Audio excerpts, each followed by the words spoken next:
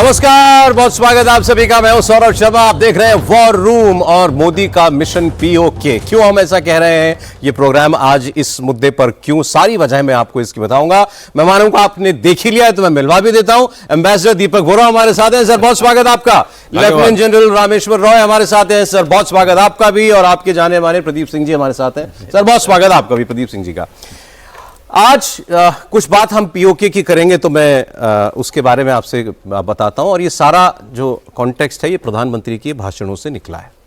प्रधानमंत्री नरेंद्र मोदी कुछ तय कर बैठे हैं, उन्होंने कुछ तय कर रखा है। अब क्या तय कर रखा है ये तो साफ साफ हम नहीं बता सकते, लेकिन कोई ऐसा लक्ष्य है जो उन्हें हासिल करना है, अपने लिए नहीं देश के लिए। अब वो क्या है ये तो उन्होंने नहीं बताया, लेकिन उनके हर भाषण से उसके बारे में कुछ ना कुछ पता चलता है।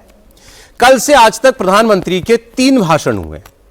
कल दोपहर में गुजरात के दाहोद में उन्होंने यह साफ कर दिया कि पाकिस्तान हमारा दुश्मन है, ये दुश्मनी उसने चुनी है, हमने नहीं। लेकिन अब भारत भी बिल्कुल साफ है कि पाकिस्तान के साथ दुश्मन जैसा ही सलूक होगा। फिर कल शाम को भुज में प्रधानमंत्री ने कहा कि पाकिस्तान की आवाम अपनी सेना के खिलाफ खड़ी हो, वरना भारत की गोली तैयार है। और आज गांधीनगर में प्रधानमंत्री ने सीधे पीओके की बात की। पीओके मतलब पाकिस्तान ऑक्यूपाइड कश्मीर। मैं एक चीज आपको और क्लियर कर देता हूं। आज जब प्रधानमंत्री ने यह बात कही तो वो कोई पब्लिक रैली नहीं थी। वो गुजरात में किसी इनिशिएटिव पर, न्योते पर उनको बुलाया गया था और वो एक ओकेजन पर बोल रहे थे। वो ऐसा नहीं था कि सार्वजनिक सभा हो रही हो, लेकिन एक ऐसे मंच पर प्रधानमंत्री ने पीओके की बात क्यों की, यह सवाल है। आज प्रधानमंत्री ने बताया कि 1947 में हमसे क्या गलती हुई थी जिसका खामियाजा हम आज तक भुगत रहे हैं। पाकिस्तान ने कश्मीर पर कब्जा करने के लिए कबाइलियों और मुजाहिदों की आड़ में अपनी सेना को भेजा। कश्मीर के महाराजा ने भारत के साथ विलय पत्र पर हस्ताक्षर कर दिए और भारत की फौज ने कश्मीर से इन मुजाहिदीनों को खदेड़ना शुरू कर दिया।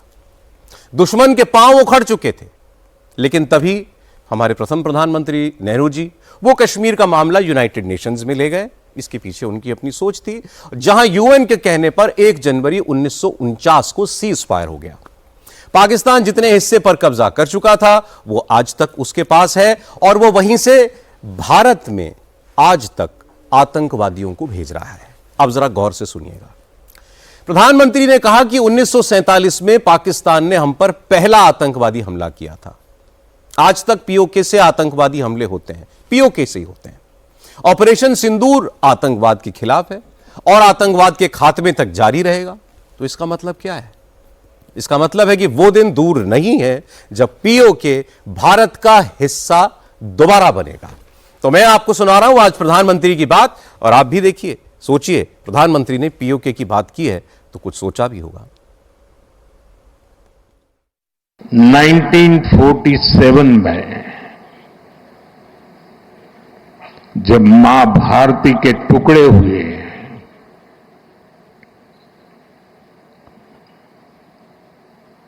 कटनी चाहिए थी तो जंजीरें, लेकिन काट दी गई भुजाएं। देश के 3 टुकड़े कर दिए गए।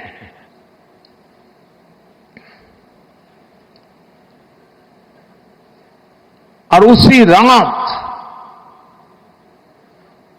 पहला आतंकवादी हमला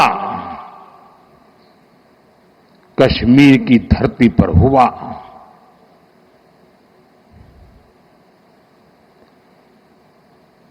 मां भारती का एक हिस्सा आतंकवादियों के बलबूते पर, मुजाहिदों के नाम पर पाकिस्तान ने हड़प ले लिया।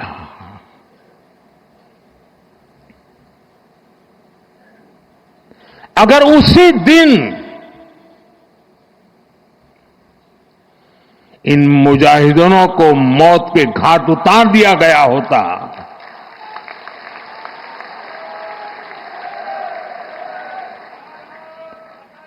और सरदार पटेल की इच्छा थी कि पीओके वापस नहीं आता है तब तक सेना रुकनी नहीं चाहिए, लेकिन सरदार साहब की बात मानी नहीं गई और ये मुजाहिदीन जो लहू चख गए थे, वो सिलसिला 75 साल से चला है। पहलगाम में भी उसी का विकृत रूप था। 1947 में पाकिस्तान का कश्मीर पर हमला और 2025 में पहलगाम का हमला, दोनों कड़ियों को जोड़ा प्रधानमंत्री ने। इसीलिए हम कह रहे हैं कि पीओके की बात करना जरूरी है। और बहुत सारे ऐतिहासिक तथ्य हैं हमारे पास जो ये बताते हैं कि वाकई उस वक्त फौज को अगर ना रोका गया होता तो बहुत जल्द पूरा हिस्सा पाकिस्तान से छीन लिया जाता। कहानी आप जानते ही हैं, लेकिन फिर भी जो लोग थोड़ा सा और नक्शे से समझना पसंद करेंगे उनके लिए मैं दिखा देता हूं कि यह परिस्थिति थी 1947 में, आजादी से पहले। पूरा भगवा था, मतलब पूरा भारत था। 1947 15 अगस्त को, 14 अगस्त की रात को 3 हिस्सों में भारत को बांट दिया गया। ये पश्चिमी पाकिस्तान बन गया, वो पूर्वी पाकिस्तान बन गया जो 71 के बाद बांग्लादेश बना। लेकिन कश्मीर के राजा ने भारत के साथ विलय का फैसला कर लिया था। उससे पहले ही पाकिस्तान ने अपने कबायलियों को की आड़ में पीछे अपनी फौजों को भेजा। जैसे ही महाराजा हरि सिंह ने भारत के साथ विलय के पत्र पर उन्होंने हस्ताक्षर किया, भारत ने अपनी फौजें भेजी और अभी ये जंग लड़ी जा रही थी। 1 साल हो चुका था, बहुत पीछे खदेड़ा जा चुका था पाकिस्तानियों को। लेकिन तभी ये जो आप लाइन देख रहे हैं बीच में, ये कृत्रिम लाइन भारत और पाकिस्तान के बीच में बन गई, जिसको आज हम लाइन ऑफ कंट्रोल कहते हैं, क्योंकि सीज फायर की घोषणा कर दी गई। सीज फायर 1 जनवरी 1949 को हुआ। तब तक जहां तक पाकिस्तान पहुंच चुका था वो हिस्सा आज तक उसके पास है, जिसे आप पीओके कहते हैं। और इसीलिए ये सवाल आज भी इतिहास को जानने वाले लोग उठाते हैं कि कुछ मोहलत और अगर सेना को दे दी जाती तो पूरा कश्मीर, जो आज हम अपने नक्शे में दिखाते हैं ना, लेकिन उसमें से एक हिस्सा जो है पाकिस्तान के कब्जे में है, वो आज हमारे पास ही होता। लेकिन वो एक ऐतिहासिक भूल थी और उसकी वजहें जो थी, आज विषय वो नहीं है कि हम ये बात करें कि पीओके कैसे पाकिस्तान के पास रह गया, बल्कि यह बात करना और बेहतर होगा कि ये पीओके वापस आएगा कैसे। तो मैं प्रदीप जी से शुरुआत करना चाहता हूं। सर, जैसे मैंने कहा, आज प्रधानमंत्री ने अचानक पीओके की बात की, तो मतलब मैटर ऑफ डिस्कशन है कि क्यों की होगी उन्होंने? नहीं, पीओके की बात अचानक तो नहीं की, काफी समय से कर रहे हैं।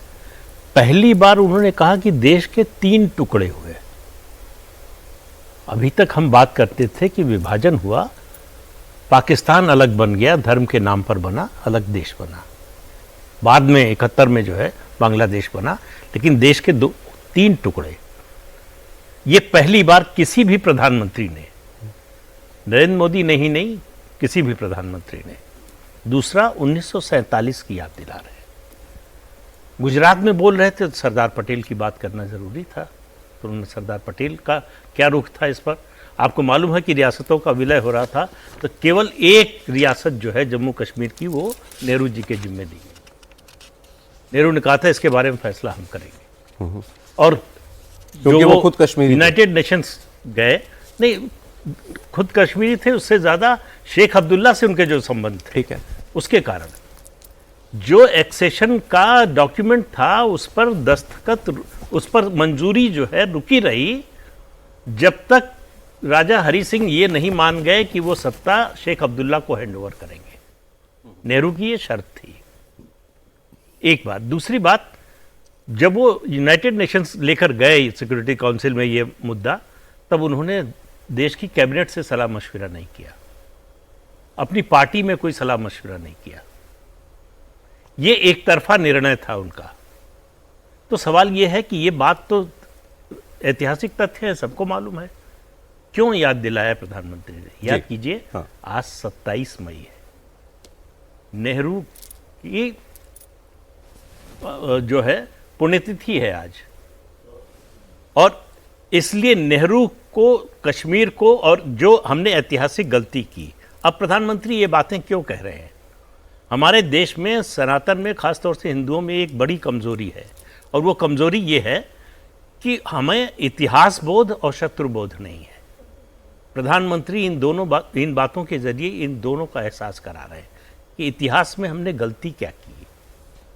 तो जो गलती की वो तो हो चुकी है, अब उसको सुधारा कैसे जाए, जी, ये उसके लिए क्या करना है, एक बात। दूसरा, शत्रुबोध, जो आप 2-3 दिन से कह रहे हैं उनके भाषण के हिसाब से कि पाकिस्तान को शत्रु घोषित कर दिया। पाकिस्तान को शत्रु हमने 1968 में घोषित कर दिया था। 1962 में चीन से लड़ाई हुई, 65 में पाकिस्तान से DRI बना, डिफेंस ऑफ इंडिया रूल बना उसके तहत, और 68 में इंदिरा गांधी की सरकार कानून लेकर आई।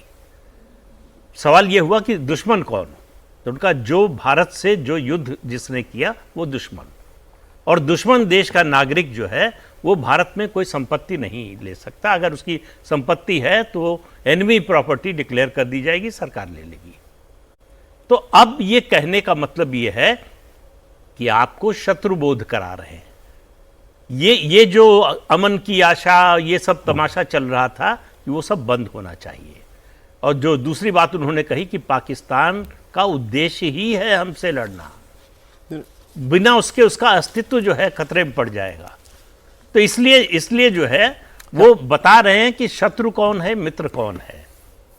तो चाणक्य ने कहा था कि मित्र को 2 अवसर देने चाहिए, शत्रु को 1 अवसर देना चाहिए, लेकिन गद्दार को कभी अवसर नहीं देना चाहिए। तो पाकिस्तान ने एक बार नहीं, बार बार गद्दारी की है हमारे साथ। अच्छा, मैं आपसे एक सवाल पूछूं, अब ये मत कहिएगा कि मुझे कैसे मालूम होगा, ठीक है, इसका जवाब नहीं, ठीक है। सवाल कुछ ऐसा है, आपको लगता है मोदी जी ने पीओके के बारे में कुछ फैसला कर रखा है? मुझे पीओके का नहीं मालूम, लेकिन कुछ फैसला कर रखा है।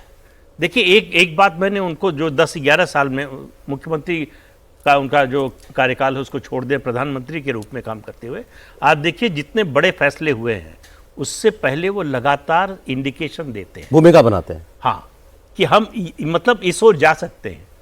नोटबंदी से पहले आप याद कीजिए, चार्टर्ड अकाउंटेंट्स की के कार्यक्रम में उन्होंने कहा था कि अगला जो है निशाना आप लोग है, सारी गड़बड़ आप लोग करते हैं, ये जो फर्जी कंपनियां बनाते हैं वो आप लोग करते हैं।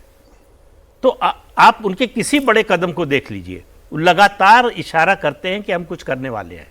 तभी तो हम आज पीओके की बात कर रहे हैं। इसीलिए हम पीओके, लेकिन हमको लगता है कि हम ऑब्सेस्ड हैं पीओके के साथ। अब देश जो जिस स्थिति में है उससे आगे निकल चुके हैं।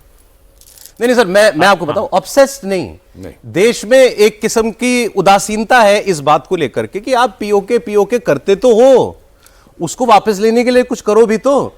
पार्लियामेंट ने कह दिया साहब हमारा रिजॉल्व है कि पीओके हमारा मान लिया हमने, लेकिन फिर क्या, उसके आगे क्या एक्शन? क्या भाई, सवाल यह है कि कोई भी एक्शन आप इस तरह का लेते हैं तो एक कॉस्ट बेनिफिट एनालिसिस भी होती है कि हम किस कीमत पर क्या ले रहे हैं। लेकिन आपको लग रहा है कि प्रधानमंत्री ने जो 1947 में पीओके था, जनरल साहब से भी पहले बात हो रही थी तो उन्होंने कहा, और आज जो पीओके है उसमें बहुत बड़ा अंतर आ गया है। ठीक है, लेकिन आपके देश की सीमा है ना, तो ये नहीं कहा जा रहा कि नहीं लेंगे, जो हम नक्शे में दिखाते हैं वहां तक हम पहुंचे ना, वहां तक हमारे एक आम आदमी को जाने की इजाजत होनी चाहिए ना। सर, आपको बोरा साहब, आज जो प्रधानमंत्री ने पीओके की बात की है, कुछ इंडिकेशन आपको लग रहा है कि है कुछ उस ओर? बहुत बहुत धन्यवाद। जब आपके साथ होता हूँ आई एंजॉय थॉरली, बहुत अच्छा लगता है आपके चैनल पर। और फिर हमारे वरिष्ठ पत्रकार, कैन आई कॉल यू वरिष्ठ पत्रकार? वही है। और जनरल साहब यहाँ बैठे हैं जिनकी जानकारी मुझसे कहीं ज़्यादा है।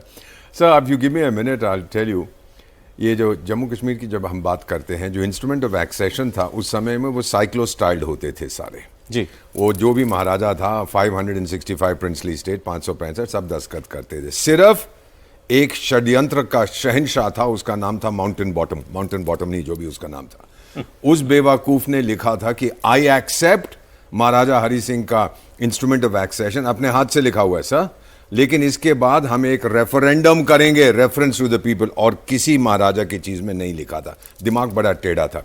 उसने एडवाइस दी थी, क्योंकि वो हमारे गवर्नर जनरल थे, परली तरफ तो निकाल दिया था, वो बन गया था, क्या नाम था सर, पिन्ना मिन्ना जो भी था, वो बन गया था गवर्नर जनरल। और इसने एडवाइस दी थी पंडित जवाहरलाल नेहरू को कि आप संयुक्त राष्ट्र संघ में ले जाओ। How do I know all this? जो मेरे गुरु थे विदेश सेवा में, मैं 1973 में विदेश सेवा में मैंने प्रवेश किया, उन्होंने मुझे, मैं उनके चरणों में बैठ के बहुत कुछ सीखा। ही इज नाउ चले गए हैं, लेकिन उन्होंने मुझे बताया, ही वॉज इन्वॉल्व, कि उस समय हम लोगों ने जब ये फैसला किया जो करना है, वट एवर पंडित जी ने स्वीकार कर लिया, माउंटबेटन के कहने पर यूएन पे गए और फिर उन्होंने मुझे सरदार पटेल की एक बात बताई सर। हमने ऑल इंडिया रेडियो पे अनाउंस किया था, सुनिए बड़े ध्यान से, कि कल से हम लोग सीज फायर कर रहे हैं। 31 दिसंबर 48 को अनाउंस किया था। और ये मेरे गुरु कहा करते थे, Patel told several people Jawahar बहुत पछताएगा। जो उसने ये बात मान ली है वहां किया है। यानी एक कहावत है सर, खता लम्हों ने की, सजा सदियों ने पाई। अब मैं आपको इतना और बता देता हूं, ये पहला था, माय लेट फादर मुझे बताया करते थे, जो सेल्फ फाइनेंसिंग ऑपरेशन था। पाकिस्तान के पैसे वैसे तो थे नहीं, तो उन्होंने ये कबीलियों को, और उनके फौज भी मिली हुई थी, ब्रिटिश ऑफिसर्स भी थे बेईमान, उनको कहा कि जाइए कश्मीर में, माफ कीजिएगा अब मैं आपके सामने जो कहने जा रहा हूं, औरतें बड़ी खूबसूरत हैं, सोना बहुत है, बहुत कुछ है, जितना लूट सकते हो लूट लो। वराह मुल्ला का नाम आपने सुना है सर, जिसको आज बारामुल्ला कहते हैं? आप लोग सब जानते हैं वराह मुल्ला, द इनकारनेशन बोर का, जो जंगी द वाइल्ड बो, वहां पर सर क्या बताऊं आपका, and this is written by Pakistanis, कि हमारे जब लोग वहां कबीले वहां पहुंचे, 48 घंटे वो रुक गए थे श्रीनगर जाने से पहले, क्योंकि वहां पर महिलाओं के साथ, वराह मुल्ला का जो सेंट जोसेफ्स कॉन्वेंट था सर, वहां पे 12 इटालियन नन्स थी, सफेद चमड़ी, वो पागल हो गए थे, और उनके साथ जो कुछ उन्होंने किया, जिस्म को काट के, फिर I have been there 4 or 5 times sir, मैं गया, फिर खैर जो कुछ होना था हुआ। अगर वो 48 घंटे ना रुकते, वो श्रीनगर पहुंच गए थे। और उन्होंने वराह मुल्ला में जो पीतल के दरवाजे के हैंडल थे, सोचे ये सोने के हैं, उनको भी निकाल दिया। This is the background sir जब हुआ। अब पीएम साहब ने जो जिक्र किया है सर, मैंने बहुत देर से इनको ऑब्जर्व किया, जो ये कहते हैं वो करते हैं, जो करते हैं वो कहते हैं। अब इन्होंने जब पीओके की, पहले इन्होंने इंडिपेंडेंस डे में भी कहा था कि कुछ मैसेजेस मेरे पास आते हैं लोगों से कि हमारी हालत पे तरस खाओ, कुछ करो, आप ये मुद्दा उठाओ, दूसरे पाकिस्तान के जो इलाके हैं उन्होंने उसका जिक्र किया था।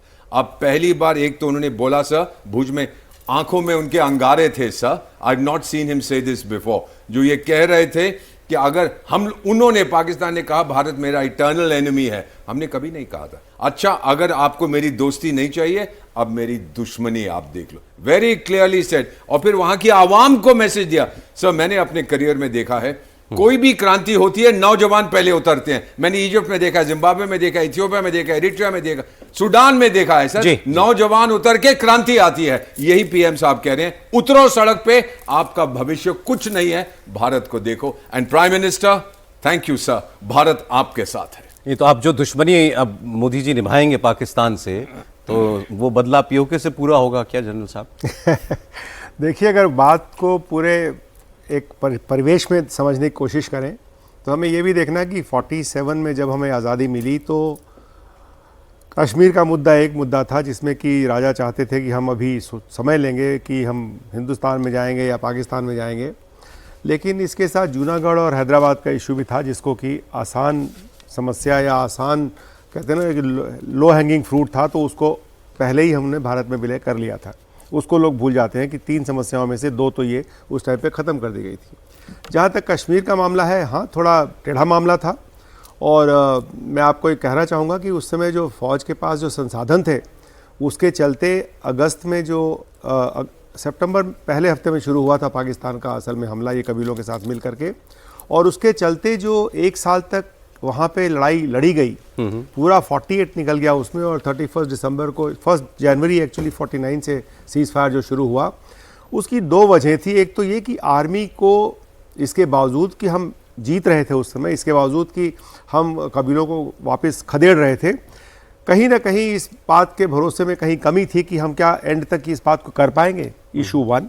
दूसरा इशू ये था कि 45 में जो दूसरा महायुद्ध ख़त्म हुआ था, उसके बाद यूनाइटेड नेशंस की जो संरचना की गई थी, 47 सिर्फ 2 साल का ही गैप था इसमें, और मेरा ये मानना है कि देशों को काफ़ी इस बात की विश्वास था कि जो यूनाइटेड नेशंस ऑर्गेनाइजेशन जो बनाई गई है, इस तरह के झगड़ों में अगर वो बीच बचाव करती है तो काफ़ी उसमें भरोसा था। नेहरू जी को तो भरोसा था इस बात, हाँ डेफिनेटली भरोसा था।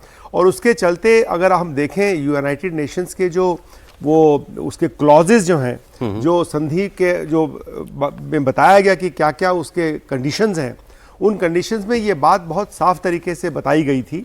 अब वो बात एक अलग है कि उस संधि को बिल्कुल ज़मीन पे लागू कर नहीं पाए। अगर उस संधि को ज़मीन पर लागू किया गया होता तब भी ये समस्या ख़त्म हो गई होती, लेकिन उस संधि को लागू कर नहीं पाए। पाकिस्तान ने उस संधि की शर्तों को माना नहीं और आज तक ना वो मानने को तैयार है और कुछ हद तक वो नहीं माना, इसलिए हम भी नहीं माने। सर, दो तीन और ये बातें समस्या चलती है। आपकी बात से ही जो निकली, मैं दो तीन फैक्ट बता देता हूं कि जी। जसवंत सिंह जी जो हमारे पूर्व विदेश मंत्री, रक्षा मंत्री भी रहे, विदेश मंत्री भी रहे, उन्होंने एक किताब लिखी थी, India at risk, misconceptions and misadventures of security policy. इस किताब में इन्होंने उन चिट्ठियों का जिक्र किया है जो प्रथम प्रधानमंत्री नेहरू जी के personal private secretary Dwarkanath Kachru ji, वो उन्हें कश्मीर से लिखते थे। इन्होंने, नेहरू जी ने भेजा था उनको अपने पर्सनल सेक्रेटरी को कि तुम जाओ फ्रंट पे जाओ, कश्मीर में क्या हालात हैं मुझे देख करके बताओ, हमारी फौज कहां तक पहुंची, कैसा काम हो रहा है। तो वो वहां से चिट्ठियों में जो उनको लिखते थे उसका निष्कर्ष, निचोड़ मैं आपको बता रहा हूं।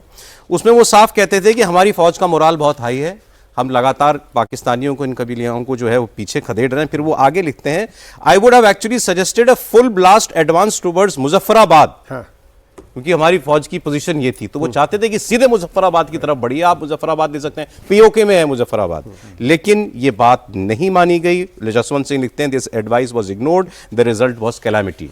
इसके अलावा उन्होंने वहां पर फौज से बात की। अब आप सोचिए, नेहरू जी का पर्सनल सेक्रेटरी फौज से बात कर रहा है और वो क्या लिख रहे हैं वापस अपनी चिट्ठियों में, वो कह रहे हैं कि हमारी फौज के अंदर थोड़ी सी इस बात को लेकर नाराजगी है।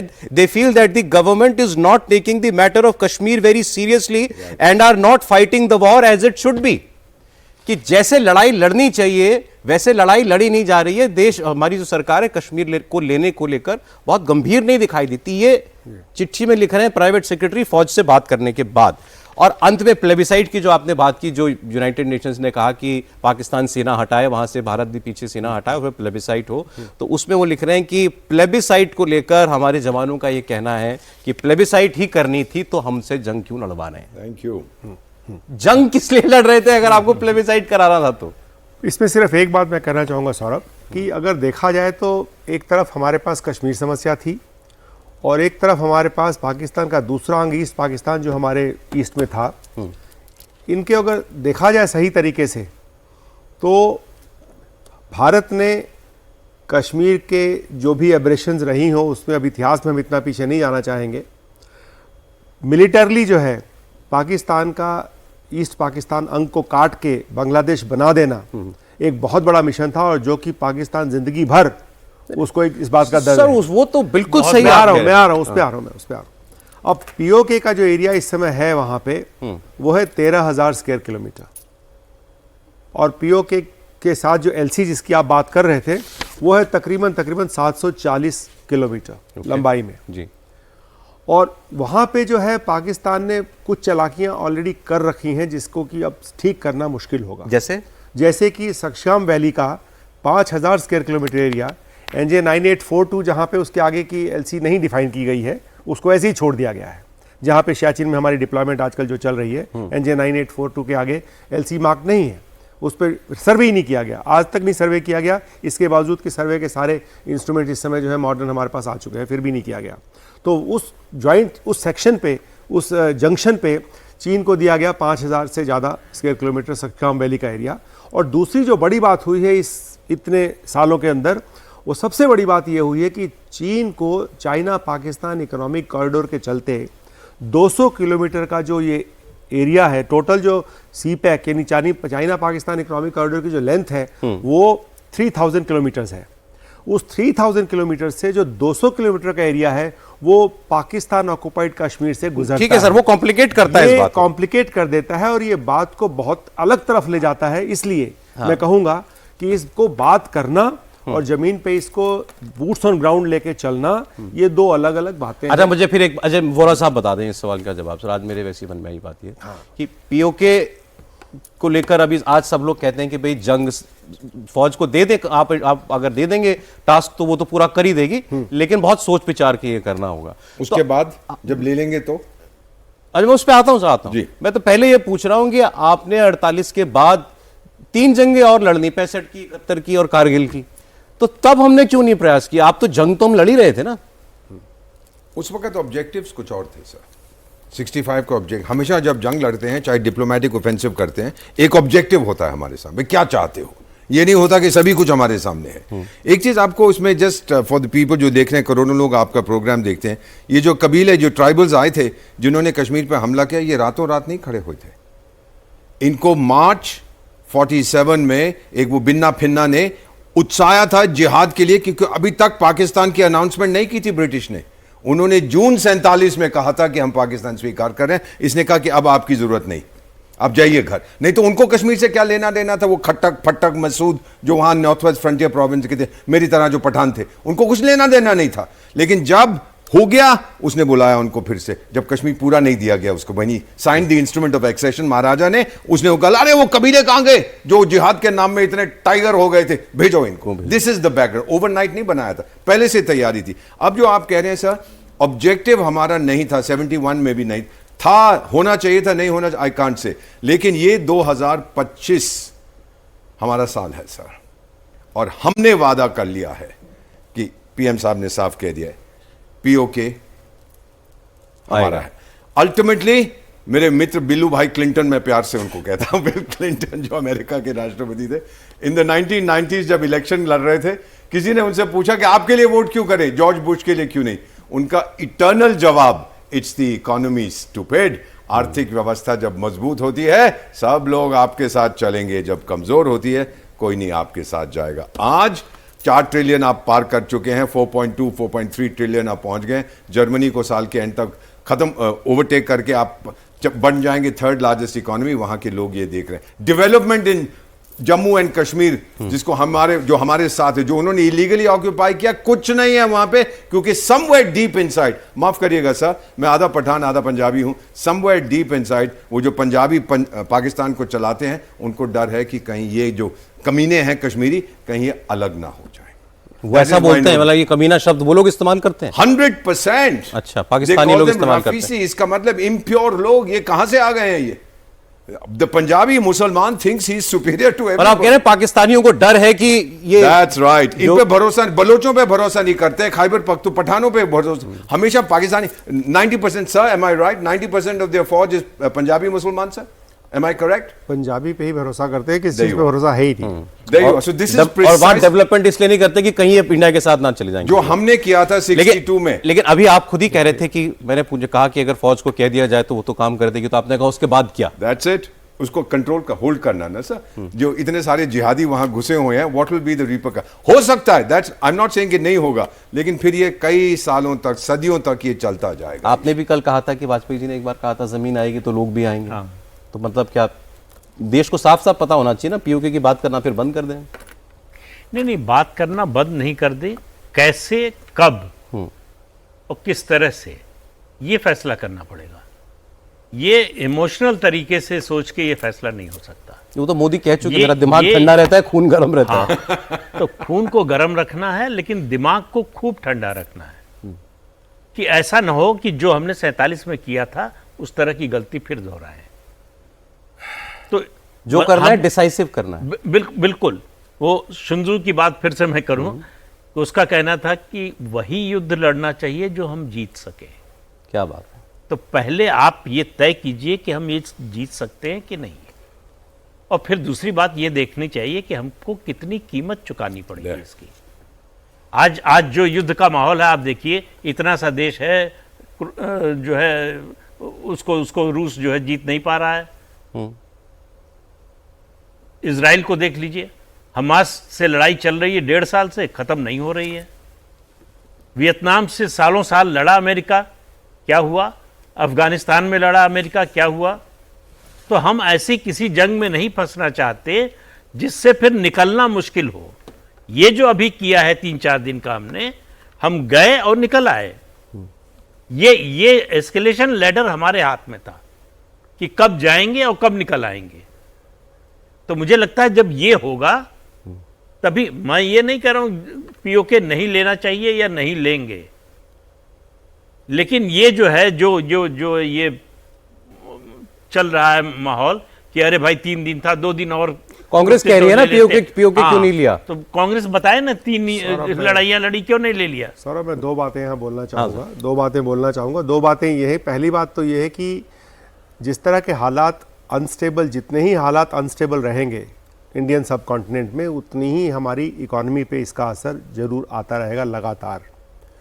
तो मेरा ये मानना है कि कोई भी इस तरह की लड़ाई जो है, डायरेक्ट कन्फ्रंटेशन, डायरेक्ट, वो मैंने 71 का रेफरेंस इसीलिए लिया था पाकिस्तान को कमज़ोर करने का, उसका आधा अंग काट करके एक अलग देश बना देने का एक वो लॉन्ग टर्म स्ट्रैटेजी थी जिसमें पाकिस्तान बहुत कमज़ोर हुआ। उसी के चलते मैं ये कह रहा हूँ कि आने वाले समय में जो बाल्कनाइजेशन ऑफ पाकिस्तान की तरफ मेरा ध्यान ज़्यादा जाता है, जिसमें कि पाकिस्तान और कमज़ोर हो जाएगा और कमज़ोर होते होते उसके बस का फिर रह ही नहीं जाएगा कि इसको रिटेन कर पाएगा। और वैसे हालात में इसका अपने आप आपके उसमें विलय हो जाना या आपके लिए आसान हो जाएगा इस पूरे को समेट लेना। चाहे वो फिर उसके बाद संधि, आप संधि नहीं कहेंगे उसको, अंडरस्टैंडिंग जो है, जैसा कि पहले भी बोला था चीन ने कि जो भी यहाँ पे जिसके पास भी ज़मीन जाएगी उसके साथ वो चाइना पाकिस्तान इकोनॉमिक कॉरिडोर की बातचीत करके उसका MOU बना लेगा, तो बनाता रहेगा। लेकिन मेरे कहने का मतलब ये है कि यहाँ पे इस समय जो ये इंस्टेबिलिटी है सिक्योरिटी की, वो आपके फाइनेंशियल, उसकी आपके इकोनॉमी की सबसे बड़ी दुश्मन है। ठीक है, अब आपने कहा बाल्कनाइजेशन, मतलब टुकड़े टुकड़े पाकिस्तान, आपने 71 का भी बात की जब बांग्लादेश अलग बन गया। अच्छा, हमारी कई लोग आते रहते हैं प्रोग्रामों में, टीवी पे, तो हमारी बात होती है जो POK से हैं, एग्जाइल में रह रहे हैं, विदेश में रह रहे हैं, तो उनसे आप बात कीजिए तो वो तो ऐसी पिक्चर देते हैं कि नहीं वहां तो हर आदमी बिल्कुल त्रस्त है पाकिस्तान से, और जिस दिन भारत कह देगा कि भाई अब हम आ रहे हैं वापस लेने के लिए अपना हिस्सा, हमारा जो है POK, तो वो सब आपके साथ खड़े हो जाएंगे। वो लोग ऐसा बताते हैं। मैं यही नहीं कह रहा हूं कि यही पिक्चर है वहां पर, लेकिन जैसा अभी आप सभी लोगों ने कहा कि वहां पर रेडिकल एलिमेंट्स जो हैं बहुत ज्यादा हो सकता है कि हो। पाकिस्तान ने वहां की डेमोग्राफी बदलने की भी काफी प्रयास किया है, बदल दिया है, काफी हद तक बदल दिया है। और तो हम ये कंक्लूसिवली नहीं कह सकते कि वहां के लोगों की आज जो लोग बसे हुए हैं वहां पर, कुछ आबादी मानिए जो अलग अलग एस्टिमेट्स के हिसाब से करीब 50 लाख आबादी है, POK प्लस गिलगित बाल्टिस्तान 40-50 लाख की आबादी है। यस। तो अब ये आबादी कितनी रेडिकल है, क्या सोच है इसकी, ये बहुत क्लियर नहीं है। वो खैर क्लियर ना भी हो, अगर जब आप किसी जमीन पे कब्जा करते हैं लेकर के, तो वहां की पॉपुलेशन में बदलाव जो है वो एकदम से आ जाता है। ये वो एकदम से आपकी तरफ आ जाएंगे, प्रूवन बात है ये, नहीं प्रूवन बात है। हर आदमी वहां पे आज टेररिस्ट इसलिए बना हुआ है, वो सोच रहा है कि टेररिज्म में उसको ज्यादा सिक्योरिटी मिल रही है। तो ये कोई बड़ा मसला नहीं है। सिर्फ मसला ये है कि अगर हम ये सोच के इसलिए कह रहे हैं इस बात को डेमोग्राफी को लेकर के, कि हम ये सोचते हैं कि अगर पाकिस्तान के ऑक्युपाइड कश्मीर POK में अंदर से बवाला उठता है तो हमारे लिए पूरा मिशन जो है आसान हो जाएगा। और पाकिस्तान ने यही सोच करके, अगर आपका ध्यान थोड़ा सा मैं ले जाऊं 30 सेकंड्स के लिए, 1965 में पाकिस्तान ने जब ऑपरेशन जिब्राल्टर लॉन्च किया था कश्मीर को लेने के लिए वैली के अंदर, तो उनका यही कैलकुलेशन था कि कश्मीर की पॉपुलेशन, उन्होंने ये पढ़ा कि पॉपुलेशन जो है बिल्कुल बवाला खड़ा करेगी, एकदम से बगावत हो जाएगी और हमारी पाकिस्तान आर्मी उनके साथ मिल करके वो पूरा हम कश्मीर अपने उसमें विलय कर लेंगे उसका। लेकिन ऐसा हुआ नहीं।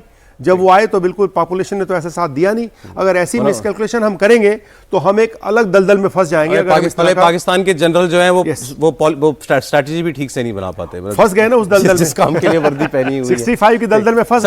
सर बस एक क्लोजिंग कमेंट आज कुछ पाकिस्तानियों के लिए। सर बोरा साहब, मैं सिर्फ जो आप भारत के प्रधानमंत्री ने कहा है, जो सहानुभूति वहाँ के युवाओं के लिए उन्होंने एक्सप्रेस की है, सुनिएगा बड़े ध्यान से, सोचिएगा। ये जो मिलिटराइजेशन ऑफ द माइंड होता है, इसको बाहर निकाल दीजिएगा। PM साहब क्या कह रहे हैं, हमारे यंगस्टर्स को देखिए, सेल्फ कॉन्फिडेंस, आत्मविश्वास देखिए, आत्मसम्मान देखिए, आत्मनिर्भरता देखिए, अपने आप पे वो लोग भरोसा करते हैं, आप नहीं करते हैं। आपको बताया गया है कि फौज ही आपकी डिफेंडर है। Defender against whom? अरे मुझे नहीं चाहिए आपकी धरती, जियो और अपने आप मर जाओगे आप लोग। किस लिए? Defend against America, defend against Russia या अगेंस्ट चाइना? बेवकूफ की बातें करते हैं। ये मिलिटराइजेशन ऑफ द माइंड को छोड़ दीजिए, आप खुशहाल रहेंगे। अब सलाम आने वोरा साहब की, दुनिया घूमे हुए, देश देखे हुए, तो पाकिस्तानियों से यही कह सकते हैं। बहुत शुक्रिया वोरा साहब, जनरल साहब आपका, प्रदीप जी बहुत धन्यवाद आपका आज प्रोग्राम में आने के लिए। फिर मुलाकात होती है कल आपसे।